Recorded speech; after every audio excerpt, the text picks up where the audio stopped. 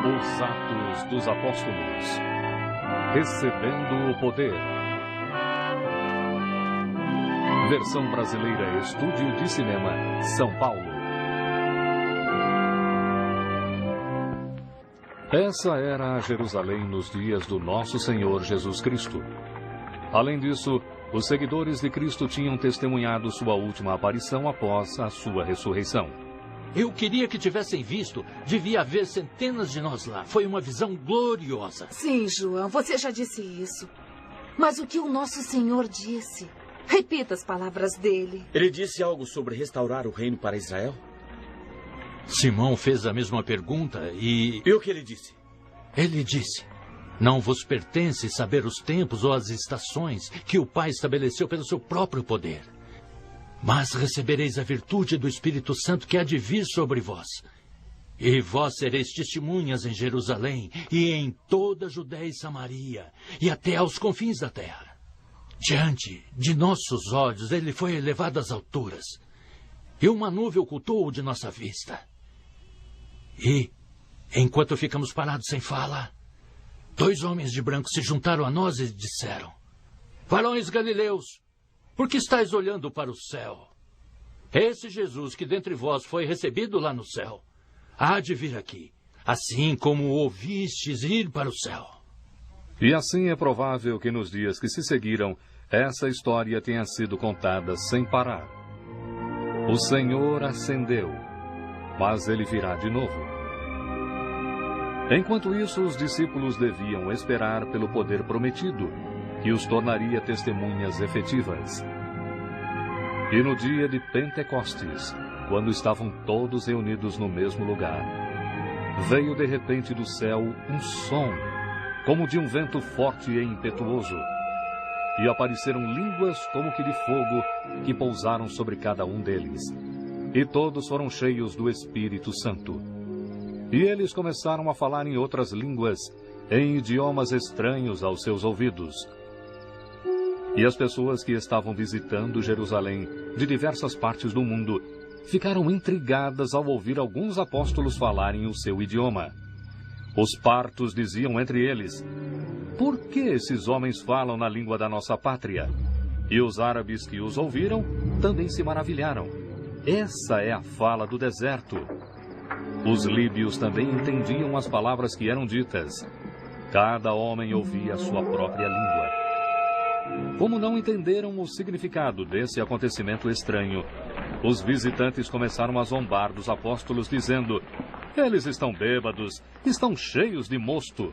Varões judeus, e todos vós que habitais em Jerusalém, seja-vos isto notório, e escutai as minhas palavras.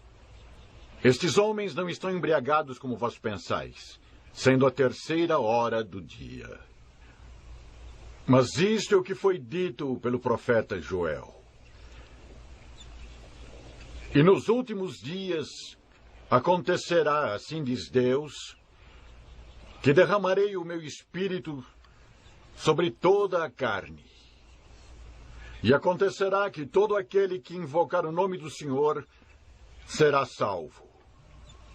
Varões israelitas, escutai estas palavras. A Jesus Nazareno, varão entre vós, aprovado por Deus, com maravilhas, prodígios e sinais, que Deus fez por ele no meio de vós, como vós bem sabeis. Esse Jesus, que vos foi entregue pelo determinado conselho e presciência de Deus, vós o crucificastes e matastes pelas mãos de homens injustos.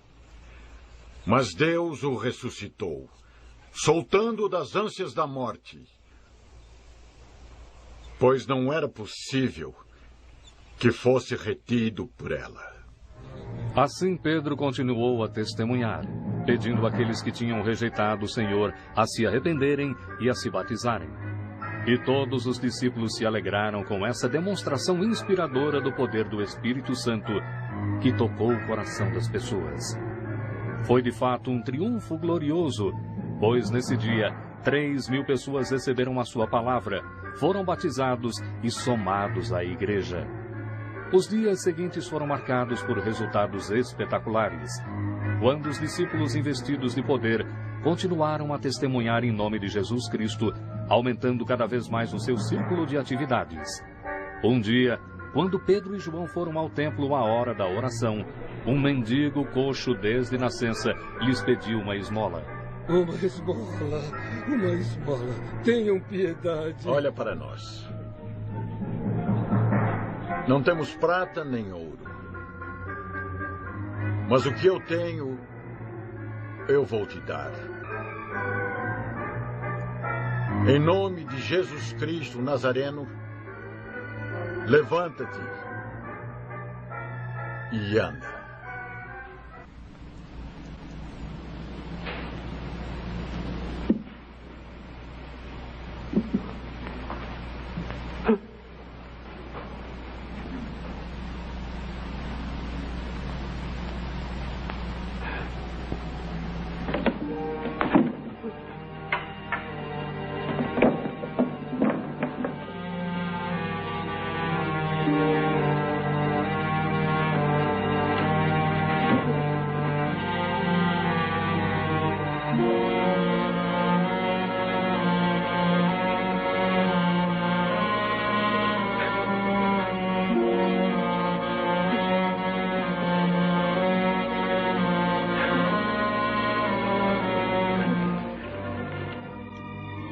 Obrigado, obrigado, obrigado. Meu Deus, ele me curou. Eu posso andar. Vejam, eu estou curado. Eu posso andar. Vejam, eu estou curado. Eu posso andar. Esses homens me curaram. Sim, vejam, vejam.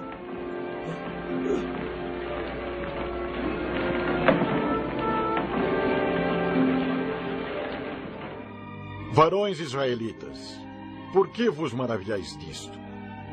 Ou por que olhais tanto para nós, como se por nossa virtude ou santidade fizéssemos andar este homem?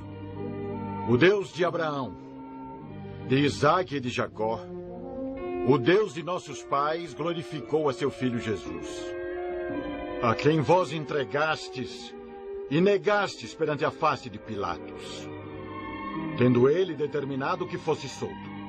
Mas vós negastes o santo e o justo, e pedistes que se vos desse um homem homicida, e matastes o príncipe da vida, ao qual Deus ressuscitou dos mortos, do que nós somos testemunhas. E seu nome, pela fé no seu nome, fez fortalecer a este homem, que vedes e conheceis.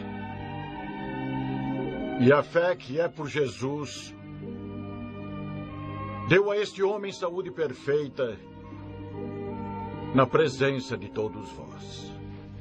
E agora, irmãos, sei que o fizestes por ignorância, como também os vossos príncipes. Mas o que Deus já havia anunciado pela boca dos seus profetas, que o Cristo havia de padecer, ele assim cumpriu. Arrependei-vos, pois, e convertei-vos, para que vossos pecados sejam apagados. Muitos dos judeus ouviram e acreditaram. Mas o sumo sacerdote, furioso porque Pedro estava ensinando o povo e anunciando a ressurreição de Jesus dos mortos, ordenou que Pedro e João fossem presos. Assim, eles foram levados para serem julgados no dia seguinte. Naquele dia, a reunião do Sinédrio estava repleta de agitação. Esse era um caso importante, pois tratava-se da difusão desse movimento novo e herético que insistia em pregar em nome de Jesus. Ele tinha que ser detido. Esses homens ensinam sem autoridade.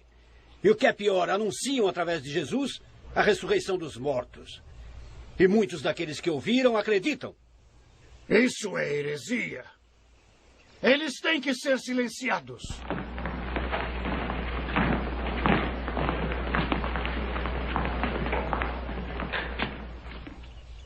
Com que poder? Ou em nome de quem fizestes isto? Principais do povo e anciãos, visto que hoje somos interrogados acerca do benefício feito a um homem enfermo, e do modo como ele foi curado, seja conhecido de vós todos e de todo o povo de Israel, que em nome de Jesus Cristo o Nazareno, aquele a quem vós crucificastes e a quem Deus ressuscitou dos mortos, em nome dele é que este homem está são diante de vós. Ele é a pedra que foi rejeitada por vós, os edificadores, mas que se tornou a sua base. E em nenhum outro há salvação. Porque também debaixo do céu nenhum outro nome há pelo qual nós devamos ser salvos. Basta! Guardas, levem-os daqui!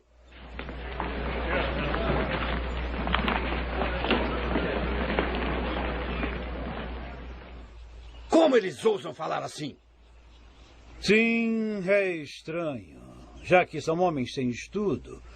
Mas eles estiveram com Jesus de Nazaré, e ele também era ousado.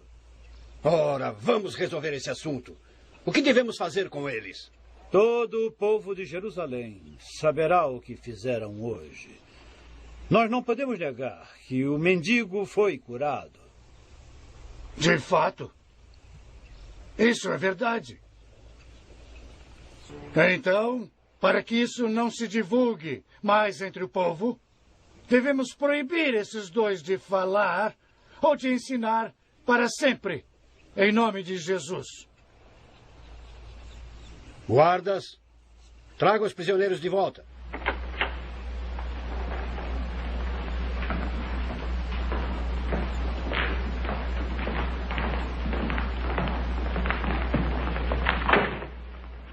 Nós vamos soltá-los. Mas ficam avisados para nunca mais ensinarem ou falarem em nome de Jesus. O que é certo aos olhos de Deus, ouvir antes a voz do que ouvir a Deus? Julgai vós se é justo. Não podemos deixar de falar do que temos visto e ouvido. E quando foram soltos, Pedro e João contaram aos outros discípulos o que os sacerdotes principais e anciãos tinham dito. Sem desanimar com essas ameaças, eles oraram para terem coragem para dizer a palavra com ousadia. Tantos sinais e maravilhas foram realizados pelos apóstolos que sua fama se espalhou. E os enfermos e aflitos vinham de longe para serem curados. E quanto mais o poder do Espírito se manifestava, mais fiéis se juntavam a eles. O sumo sacerdote, invejando seu sucesso e furioso porque os apóstolos desafiaram as ordens do conselho, mandou que fossem pegos e jogados na prisão. Mas à noite, as portas da prisão foram abertas e os apóstolos ouviram uma voz que os mandava voltar para o templo e continuar a sua pregação do Evangelho. E eles alegremente obedeceram.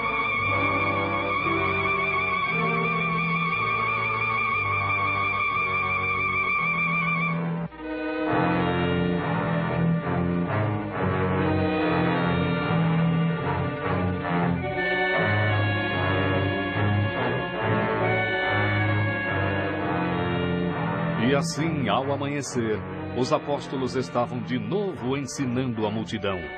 Mas a sua liberdade logo terminou, quando o capitão e os guardas vieram prendê-los de novo.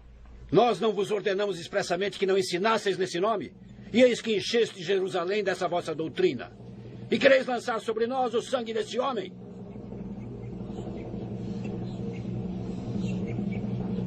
Mais importa obedecer a Deus do que aos homens. O Deus de nossos pais ressuscitou a Jesus, ao qual vós matastes suspendendo-o na cruz. Deus, com a sua mão destra, o elevou a príncipe e salvador, para dar o arrependimento a Israel e remissão dos pecados. E nós somos testemunhas dessas coisas. E também o Espírito Santo, que Deus deu àqueles que lhe obedecem. Blasfemo! Deves morrer! Quietos!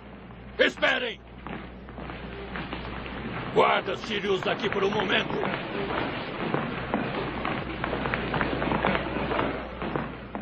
Varões israelitas, acautelai-vos a respeito do que haveis de fazer a estes homens. Gamaliel, um doutor da lei, expôs o assunto francamente para o conselho. Então, nesse caso, digo-vos, não ficai contra esses homens e deixai-os, porque se este conselho ou esta obra é de homens, se desfará. Mas se é de Deus, não podereis desfazê-la. Ou vós estareis combatendo contra Deus. Essa nova doutrina era de homens ou de Deus? Os homens fugiram sozinhos de uma prisão trancada e realizaram milagres de cura nas ruas com seus próprios poderes. Nem o Sinédrio ousava arriscar ofender Deus. Tampouco ousava provocar a ira do povo. Por isso, os sacerdotes decidiram soltar os apóstolos, mas primeiro tinham que ser punidos por sua desobediência.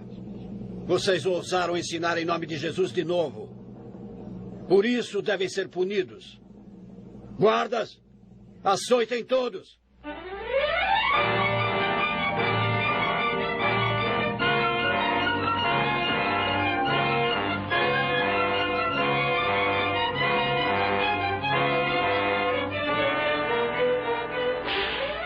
Por terem ousado falar em nome de Jesus, eles sofreram açoites e surras pelas mãos dos guardas.